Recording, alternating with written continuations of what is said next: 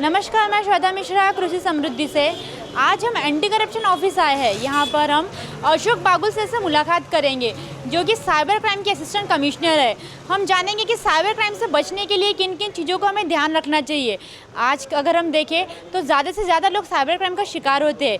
ये सारे बातों में हम विस्तार में चर्चा डॉक्टर अशोक बाबुल सर से करेंगे, जो कि साइबर क्राइम के असिस्टेंट कमिश्नर है। नमस्कार, मैं श्वेता मिश्रा कृषि समृद्धि से। आज हम साइबर क्राइम के डॉक्टर अशोक बाबुल सर से वार्तालाप करेंगे। सर असिस्टेंट कमिश्नर है। सर ने क्रिमिनल लॉ में पीएचडी की है। इसके साथ सर को बहुत अनुभव है। आज हम जानेंगे कि साइबर क्राइम्स के लोग शिकार होते हैं, तो इससे बचने के लिए क्या करना चाहिए। सर के मार्गदर्शन के माध्यम से हमारे दर्शकों तक यह जानकारी पहुँचेगी। सबको मेरा नमस्ते। मेरा नाम अशोक बाबुल है। मैं सीनियर पुलिस इंस्पेक्टर हूँ cyber police station Nagpur city, और मेरे पास एमआईडीसी डिवीज़न का एसीपी का एडिशनल चार्ज भी है। सर साइबर सेफ्टी क्या होती है, सबसे पहले हम ये जानना चाहेंगे। जी श्वेता मैम, ये बहुत ही अहम सवाल है। हम सबको पता है कि आज हम ऐसे दौर में रह रहे हैं कि जिसमें तंत्र ज्ञान का इस्तेमाल करना हर किसी के लिए बहुत ही लाजमी और मैंडेटरी बात हो चुकी है। जीवन के बहुत सारे क्षेत्र ऐसे कि जिसमें हम इंटरनेट का इस्तेमाल किए बगैर हमारा काम सही ढंग से नहीं कर पाते हैं। जिसमें कि आप कोई चीज़ खरीदना चाहते हो या बेचना चाहते हो तो आप इंटरनेट के माध्यम से कर सकते हो। आपको हेल्थ रिलेटेड कोई फैसिलिटी चाहिए तो आप इंटरनेट का इस्तेमाल कर सकते हो। आप एजुकेशनल पर्पजेज़ पिछले बहुत महीनों से, मतलब 24 मार्च 2020 से जब से लॉकडाउन इंडिया में चालू हुआ, तब से सभी पब्लिक प्लेसेस जहाँ पे कि बड़े बड़े सोशल और पब्लिक गैदरिंग्स होते हैं वो सभी बंद है। स्कूल्स, कॉलेजेस, एजुकेशन इंस्टीट्यूशन सभी बंद हैं। तो एजुकेशनल पर्पस के लिए भी इंटरनेट का इस्तेमाल आजकल होता है, क्योंकि सभी classes, most of the classes are online. उसके बाद आप ऑनलाइन बैंकिंग कर सकते हो, जिसके लिए इंटरनेट का इस्तेमाल ज़रूरी है। आप सोशल मीडिया पे कम्युनिकेशन कर सकते हो, जिसके लिए इंटरनेट का इस्तेमाल ज़रूरी है। और आप अपने लाइफ पार्टनर को भी ढूंढ सकते हो मैट्रिमोनियल वेबसाइट्स के द्वारा, जिसके लिए इंटरनेट का इस्तेमाल ज़रूरी है। तो शायद ही कोई ऐसा क्षेत्र बचा हो जिसमें कि हम और हमारे बच्चे स्पेशली इंटरनेट का इस्तेमाल नहीं करते हैं। तो अगर इंटरनेट का इस्तेमाल इतनी अहम चीज़ हो चुकी है हमारे लाइफ में, तो उतनी ही बल्कि उससे कई ज़्यादा अहम इस चीज़ का ज्ञान हम सबको होना ज़रूरी है, जिसको हम साइबर सेफ्टी बोल सकते हैं। कौन सी ऐसी बातें हैं जिससे कि हम अपने आप को साइबर सेफ समझ सकते हैं, इन बातों का ख्याल हम सब ने करना चाहिए।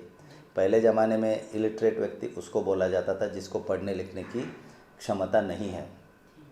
आज के ज़माने में हर किसी ने साइबर लिटरेट होना ज़रूरी है।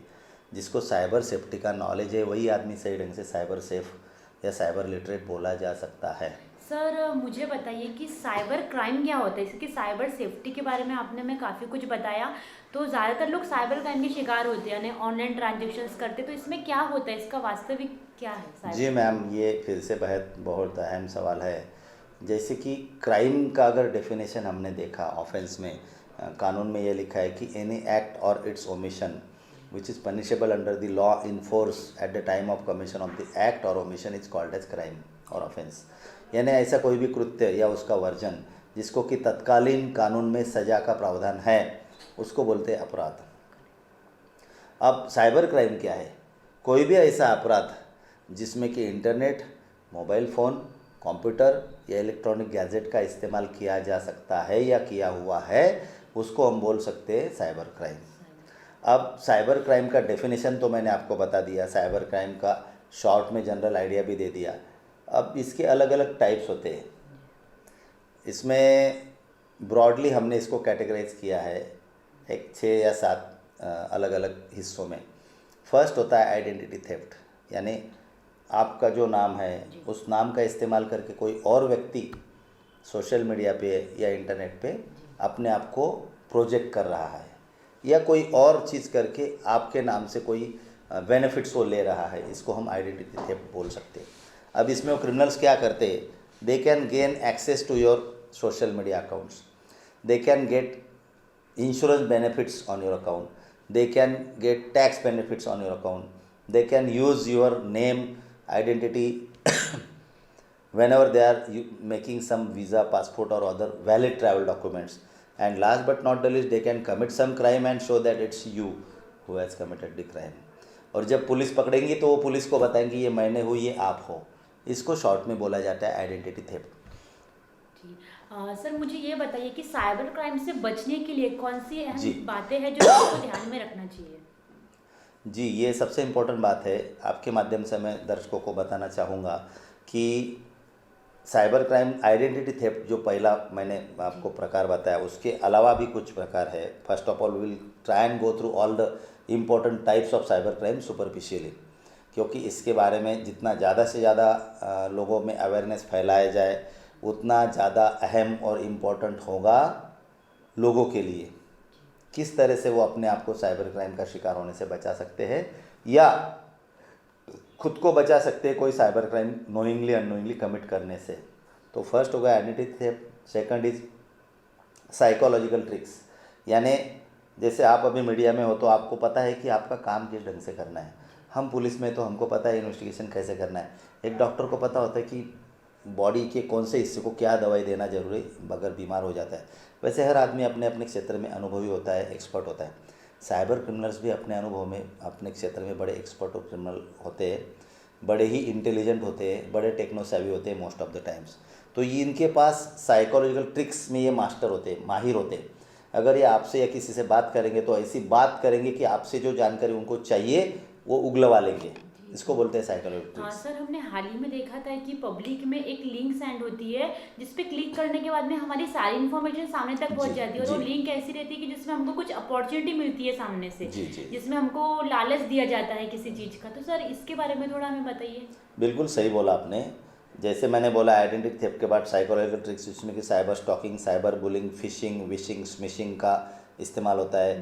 फिशिंग, विशिंग, स्मिशिंग यानी आप अगर कोई फ़ोन कॉल को रिस्पॉन्ड करते हो या किसी एसएमएस को रिस्पॉन्ड करते हो या किसी मैलिशियस मेल को रिस्पॉन्ड करते हो तो उसको कानून की भाषा में फिशिंग, स्मिशिंग, विशिंग बोला जाता है।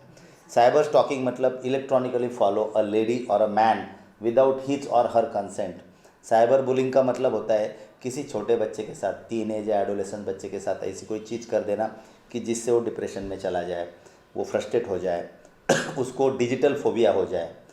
इसके अलावा जो नेक्स्ट पोर्शन होता है वो होता है ऑनलाइन बैंकिंग फ्रॉड्स, जैसे कि आपके अकाउंट से किसी भी तरीके से पैसा किसी और के अकाउंट में डाल देना, इसको बोलते हैं ऑनलाइन बैंकिंग फ्रॉड्स। अब इसके लिए वो जो तरीके इस्तेमाल करते हैं वो होते हैं आपकी पर्सनल जानकारी in the form of your bank number, name, account number, password, OTP, CVV, pin number, ये सभी जानकारी वो आपसे ले लेते हैं और फिर आपके अकाउंट का पैसा उनके अकाउंट में ट्रांसफ़र कर देते हैं। इसको बोला जाता है साइबर ऑनलाइन बैंकिंग फ्रॉड्स। उसके बाद सोशल मीडिया फ्रॉड्स, जैसे कि नॉर्मली हम आजकल बहुत बड़े पैमाने पे इंटरनेट पे एक्टिव होते हैं, चाहे वो फेसबुक हो, ट्विटर हो, इंस्टाग्राम हो, व्हाट्सएप हो, टेलीग्राम हो, सिग्नल हो, या जो भी अलग अलग ऐप्स है जो कि सोशल मीडिया प्लेटफॉर्म्स है, उसके ऊपर बहुत सारे लोग एक्टिव होते हैं। तो इसके साथ इसका इस्तेमाल करके आपके साथ फ्रॉड किया जाता है। उसको बोला जाता है sympathy fraud, romance fraud. Sympathy fraud क्या होता है, जैसे कि आप अगर किसी के साथ चैटिंग कर रहे हो या हम कर रहे हैं, कोई और कर रहा है, तो हम ये समझते कि जो फ़ोटो DP में है या प्रोफाइल में है उसको हम ये सोचते कि हम उसी के साथ चैटिंग या कम्युनिकेशन कर रहे हैं। हम ये नहीं सोचते कभी कभी कि वो अकाउंट फेक हो सकता है, वो फ़ोटो किसी और का हो सकता है। वो धीरे धीरे वो good morning, good night, good evening से चालू होता है और वो सिंपैथी गेन कर लेता है सामने वाला व्यक्ति इसका। फिर धीरे से एक दिन मैसेज आता है कि आप मेरे अकाउंट में 10,000 20,000 डाल दो, मेरी माँ, मेरा भाई, मेरी बहन, मेरी बेटी बीमार है। आपको दया आती है, आप पैसा ट्रांसफ़र कर देते हो। कुछ दिन बाद वो अकाउंट गायब हो जाता है, फिर आपको पता चलता है तो ये सब फेक था। इसको बोलते हैं सिंपैथी फ्रॉड। रोमांस फ्रॉड यानी सिंपैथी फ्रॉड से थोड़ा आगे जाते हैं वो लोग, चैटिंग में थोड़ा इंटीमेसी आ जाती है।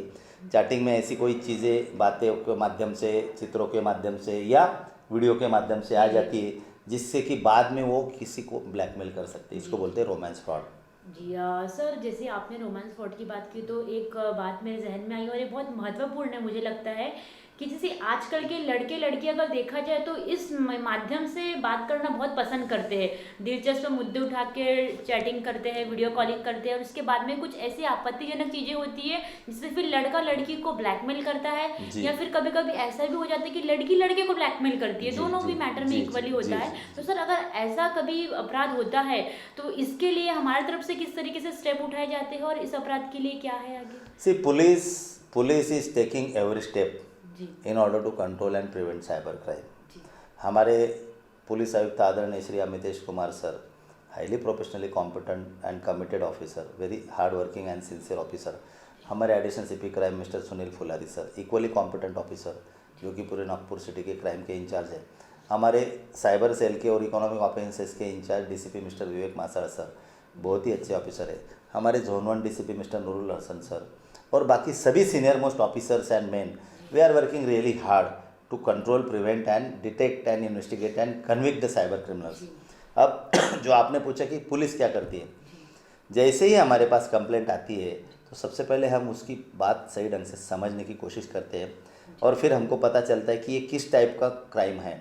फिर वी आर रिड्यूसिंग द से of that particular person into writing. फिर उसको एफआईआर बोला जाता है, वो एफआईआर रजिस्टर होता है।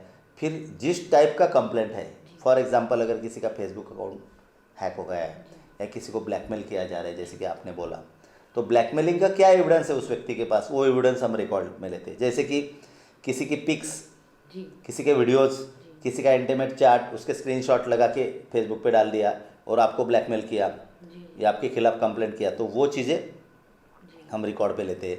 उसके बाद again depending on the nature of the complaint, for example अगर वो फाइनेंशियल फ्रॉड है, आपका पैसा किसी और के अकाउंट में डाल दिया है, तो इमीडिएटली हम वो पेमेंट वॉलेट के नोडल अफसर से बात करते हैं, उनको पेमेंट स्टॉप करने का रिक्वेस्ट करते हैं, मेल द्वारा और फ़ोन द्वारा बात करके भी।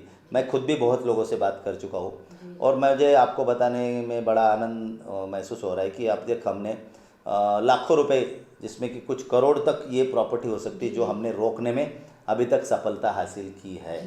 ना सिर्फ ये first relief to the victim है, बट उसके बाद इन सब केसेस को रजिस्टर करके, इन्वेस्टिगेट करके, डिटेक्ट करके, चार्जशीट करके कन्विक्शन करने के भी हमारे प्रयास है। बहुत सारे इंटरनेशनल गैंग्स को हम इसमें अरेस्ट कर चुके हैं, जैसे कि नाइजीरियन गैंग ने पिछले 2 महीना पहले बहुत बड़ा फ्रॉड किया।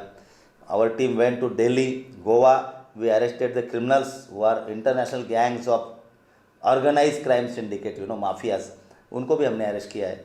तो पुलिस इसमें बहुत मेहनत कर रही है, बट जनता को मेरी आपके माध्यम से रिक्वेस्ट है कि आप इंटरनेट के इस्तेमाल के डूज एंड डोंट्स को समझिए, आप अपने आप को साइबर सेफ कीजिए, आप पुलिस को कोऑपरेट कीजिए, आप जो बातें आपको पता हो रही है उससे अवेयर हो जाइए। जैसे कि ये आज का जो इंटरव्यू है, अगर ये लोग ज़्यादा से ज़्यादा देखते हैं और अगर ये लोगों को ठीक लगता है, लोगों को यूज़र फ्रेंडली और सिग्निफिकेंट लगती है, जिससे कि वो अपने आप को साइबर क्राइम से बचा सकते हैं, तो ऐसे इंटरव्यू जितने ज़्यादा से ज़्यादा पब्लिश हो, जितने ज़्यादा से ज़्यादा लोग इसको देखें, उतना ज़्यादा अवेयरनेस बढ़ेगा। क्योंकि आप और हम और जो बहुत थोड़े लोग हैं इसके बारे में जानते हैं, आम जनता, कम पढ़े लिखे लोग, कभी कभी बहुत ज़्यादा पढ़े लिखे लोग भी इन सब बातों के बारे में नहीं जानते। तो मेरी आपको, I am really thankful to you कि आप ये बहुत अच्छा काम कर रहे हो, इतने इम्पोर्टेंट सब्जेक्ट पे आप कुछ बातें जनता को बताने की कोशिश कर रहे हो, तो इसके लिए आपका शुक्रिया। सर, हमने सुना भी है और काफ़ी देखा भी है चीज़ों को, कि आपके माध्यम से काफ़ी सारे जागरूक प्रोग्राम होते हैं जिसमें पब्लिक अवेयरनेस के रिगार्डिंग आप लोगों को समझाते हो, प्रोग्राम्स लेते हो। तो सर, उसमें आप जिन मुद्दों को रख के उनसे डिस्कस करते हो, थोड़ा हम आपसे चर्चा करना चाहेंगे वो विषय पर। जी, यही होते हैं मैडम, जैसे कि आज जो मुद्दे लिए गए कि साइबर सेफ्टी क्या होता है, साइबर सेफ्टी का इम्पोर्टेंस क्या होता है, साइबर क्राइम क्या होता है, उसके अलग अलग प्रकार क्या होते हैं, जो मैंने अभी आपको सब बताया, उसका मोडस ऑपरेंडी क्या होता है, यानी हर क्राइम करने का उनकी सिस्टम क्या, प्रोसीजर क्या होती है, ये सब बातें हम बताते हैं। और फिर ये हर क्राइम को टालने के लिए क्या क्या करना जरूरी है, ये सब हम बताते हैं, जिसको कि डूज एंड डोंट्स बोला जाता है।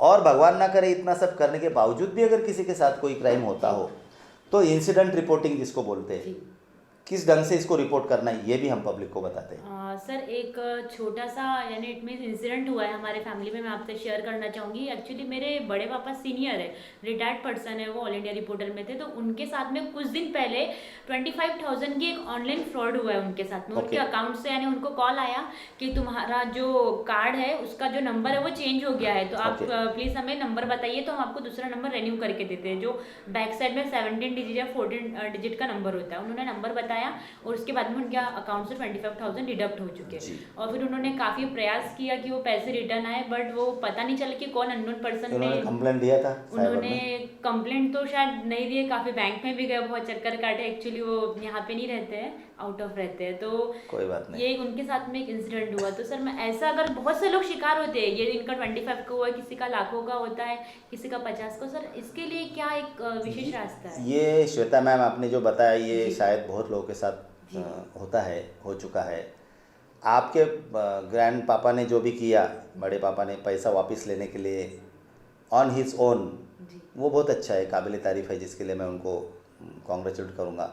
बट आपने बोला कि उसके रिजल्ट्स उस ढंग से नहीं आए जिस ढंग से आपको चाहिए थे। तो मैं आपको भी रिक्वेस्ट करूँगा, आपके माध्यम से जनता को भी रिक्वेस्ट करूँगा कि the law enforcement agencies are having the most potent kind of powers. हमारे देश का जो क्रिमिनल जस्टिस डिलीवरी सिस्टम है, जिसमें कि लेजिस्लेचर कानून बताता है, प्रोसिक्यूशन, पुलिस, लॉयर्स वो केस को प्रोसिक्यूट करते हैं, इन्वेस्टिगेट करते, कोर्ट ऑफ लॉ में पुटअप करते, जुडिशरी जो कि फ्री एंड फेयर ट्रायल का जो फंडामेंटल राइट है under article 20, 21 and 22 of Indian constitution, उसमें हर व्यक्ति को अपने आप को डिफेंड करने का मौका देते हैं।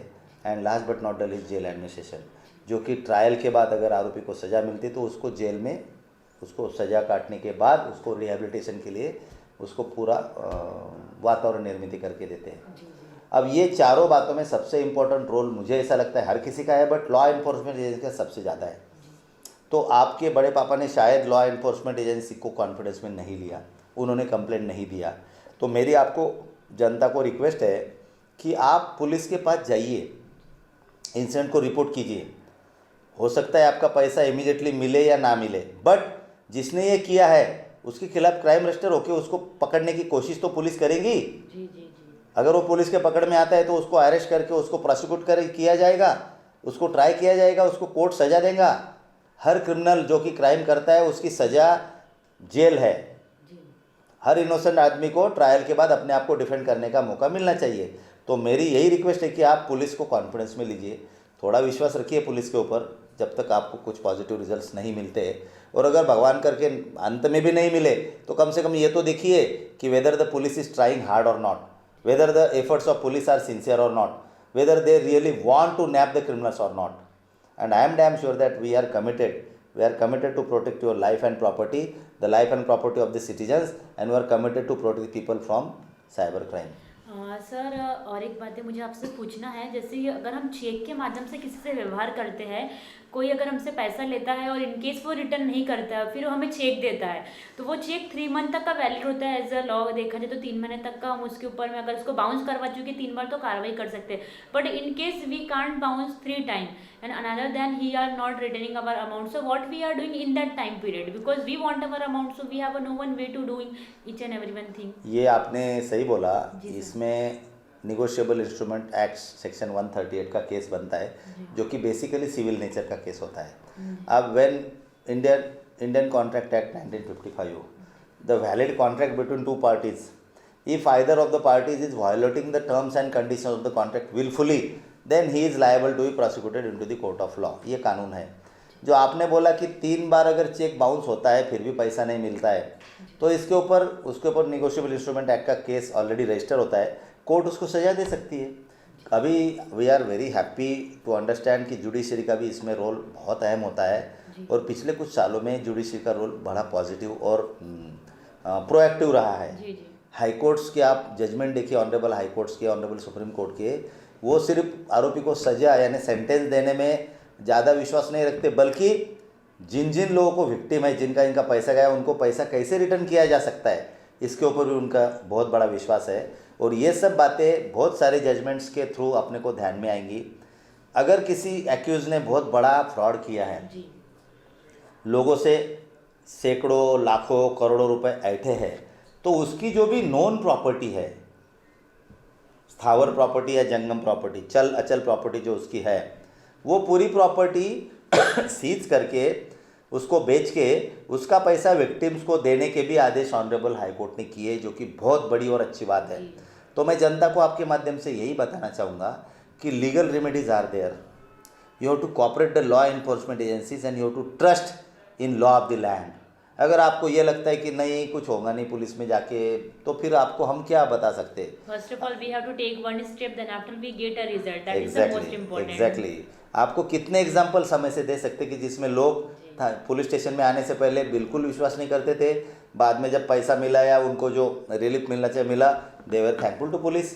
But we are not expecting any thanks from you, we know that it is our duty और हम कमिटेड है, बट आपका कॉपरेशन जरूरी है। जी सर, मुझे एक बात बताइए, जैसे भी ऑनलाइन की बात अगर देखें तो 5 इयर्स के बच्चे से लेके तो 50 इयर्स तक का हर एक पर्सन जो है वो डिजिटल यूजिंग करता है, मोबाइल यूज़ करता है, क्योंकि जब से स्कूल बंद हो गया है कोरोना टाइम से, तब से तो स्टडी भी मोबाइल के माध्यम से होती है। और मोबाइल देखें तो हमारे जीवन निर्वाह की एक जैसे रोटी कपड़ा मकान बोलते, तो आज मोबाइल को उसमें ऐड करना पड़ेगा कि मोबाइल सबसे इम्पोर्टेंट है। तो ऑनलाइन से रिगार्डिंग देखें या फिर डिजिटल यूजिंग देखें तो हर एक पर्सन को यूज़ करना आता है, जिसमें हम ऑनलाइन खाना बुलाने से, कपड़े खरीदने से, स्टडी करने से, खरीदी बिक्री करने से लेके सारी चीज़ें कर सकते हैं। अब इसमें एक चीज़ ऐसी हो रही है कि एक बहुत बड़ी बड़ी ऑनलाइन कंपनियां होती है जिनसे हम ऑर्डर कुछ और करते हैं और आता कुछ और है। जितना हमसे पैसा लिया जाता है उसके बेस पर हमको सामान नहीं मिलता या फिर डुप्लीकेट चीज़ें मिलती है। तो सर इनके ऊपर भी किस तरीके से गुना था? बिल्कुल, आप इनके ऊपर सीधा सीधा पुलिस स्टेशन में जाइए, फ्रॉड का कंप्लेंट कीजिए। We have registered many offences against most of the people and we have taken legal action.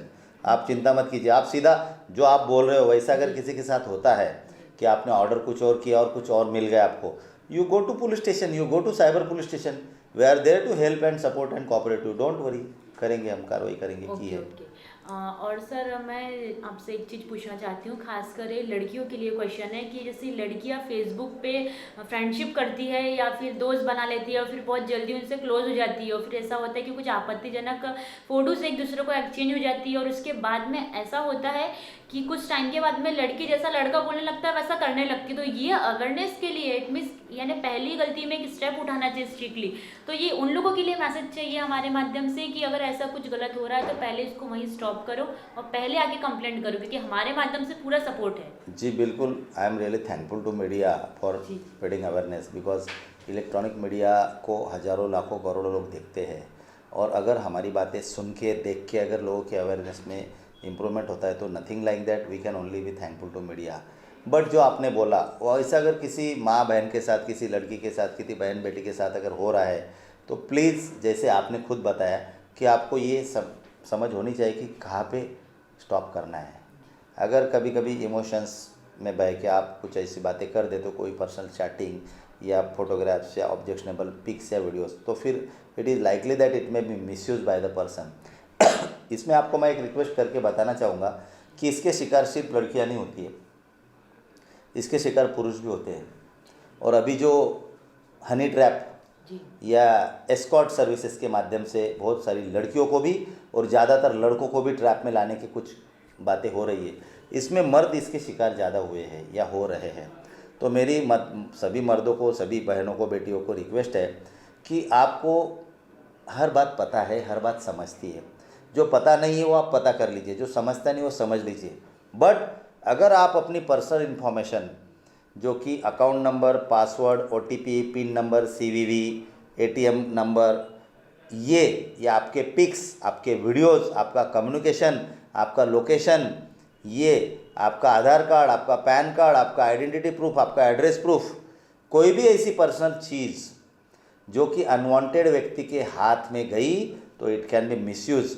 अगर ऐसी चीज़ को आप गलत तरीके से किसी के साथ शेयर नहीं करते हो तो 99 आउट ऑफ 100 टाइम्स आपके साथ क्राइम नहीं होगा। जो आपने बोला कहीं ना कहीं कुछ ना कुछ तो हम शेयर कर रहे हैं जिसका आउटपुट हमको गलत मिल रहा है। हाँ, तो प्लीज़ आप इंश्योर कीजिए आपका जो उसमें कुछ प्राइवेसी सेटिंग्स होती है, आपके गैजेट्स में आप फायरवॉल इंस्टॉल कीजिए, एंटीवायरस इंस्टॉल कीजिए, आप बहुत सारे ऐप्स एंड सॉफ्टवेयर ऐसे कि जो आपके सिस्टम को, आपके डेटा को प्रोटेक्ट कर सकते हैं, वो आप इंस्टॉल कीजिए। और मुझे गारंटी है कि आप साइबर क्राइम से ज़रूर बचने में कामयाब होंगे। अगर नहीं हुए तो हम हैं आपके लिए। जी आप हमारे पास आइए, हम जी जान लगा के कोशिश करेंगे आपको प्रोटेक्शन देने की, आपको न्याय देने की। जी हम बागुल सर का बहुत बहुत थैंक्स करना चाहेंगे कि सर ने हमें बहुत सारी इन्फॉर्मेशन दी, सोशल अवेयरनेस के रिगार्डिंग बताया, साइबर क्राइम क्या होता है, साइबर सेफ्टी क्या होती है, लोगों को किस तरीके से इसके लिए सेफ रहना चाहिए, क्या स्टेप उठाना चाहिए, ये सारी बातों की सर ने हमें जानकारी दी। कृषि समृद्धि टीवी की तरफ से सर का हम दिल से धन्यवाद करना चाहेंगे और हम उम्मीद रखेंगे कि यह वीडियो सब तक पहुँचे और सबके अंदर में साइबर क्राइम की रिगार्डिंग अवेयरनेस आए।